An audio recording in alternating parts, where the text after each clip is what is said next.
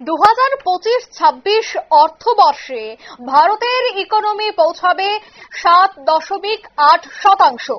আইজলে বক্তব্য রাখার সময় প্রধানমন্ত্রী নরেন্দ্র মোদী জিএসটি সংস্কারের সুফল উত্তর পূর্ব ভারত। ঠিক কি কথায় প্রধানমন্ত্রী মোদী যুক্ত হয়ে গেছে প্রতিনিধি শেখ মনিরুল।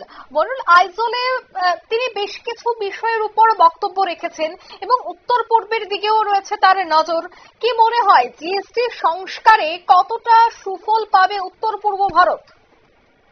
দেখো, জিএসটি সংস্কারের ফলে যে সুফল ভারতবর্ষ পাবে তা আজকে কার্যত আইজল এবং মণিপুর দুই জায়গাতেই কিন্তু সভা করার সময় প্রধানমন্ত্রী নরেন্দ্র মোদী কিন্তু তিনি বুঝিয়ে দিলেন এবং সেই সঙ্গে তিনি যেটা বোঝাতে চেয়েছেন যে ভারতবর্ষের যে কোভিড কাল থেকে যে অর্থনীতিতে একটা স্লথ গতিতে অর্থনীতি চলছিল তা এই জিএসটি সংস্কার করেই সেটা অর্থনীতির যে স্লথ গতি সেটা কাটিয়ে ওঠা সম্ভব।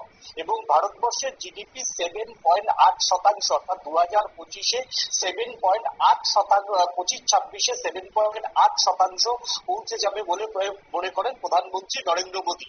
এবং সেই সঙ্গে উত্তর পূর্বের যে উন্নয়ন, সেই উত্তর পূর্বের অনুন্নয়নের জন্য তিনি রাজনীতি এবং ভোট ব্যাংকেই দায়ী করেছেন এবং এই জন্য তিনি কংগ্রেসকে দায়ী করেছেন। মূলত প্রধানমন্ত্রী আজকে জিএসটি সংস্কার হওয়ার ফলে এই গ্রামীণ ভারতে বা গ্রামীণ উত্তর পূর্বে কিভাবে অর্থনৈতিক ডেভেলপমেন্ট হবে সেটাই কার্যত তুলে ধরেন। এবং সেই সঙ্গে যদি জিডিপির গ্রোথ যদি 7.8% পৌঁছায় তাহলে প্রান্তিক ভারতবর্ষের মানুষের কাছে কিছুটা তার সুফল পাবে বলেই মনে করছেন অর্থনীতিবিদদের একাংশ। ধন্যবাদ। অর্থাৎ আজ প্রধানমন্ত্রীর বক্তব্যেই কিন্তু এই বিষয়গুলি উঠে এসেছে এবং অর্থনীতিবিদরা মনে করছে যদি জিডিপি 7.8% গিয়ে পৌঁছায় সেক্ষেত্রে উত্তর পূর্বের যে প্রান্তিক এলাকাগুলি রয়েছে তারাও কিন্তু অনেকটাই সুবিধে পাবে। নিয়ে নিচ্ছি ছোট্ট একটি বিজ্ঞাপন বিরতি, সঙ্গে থাকুন।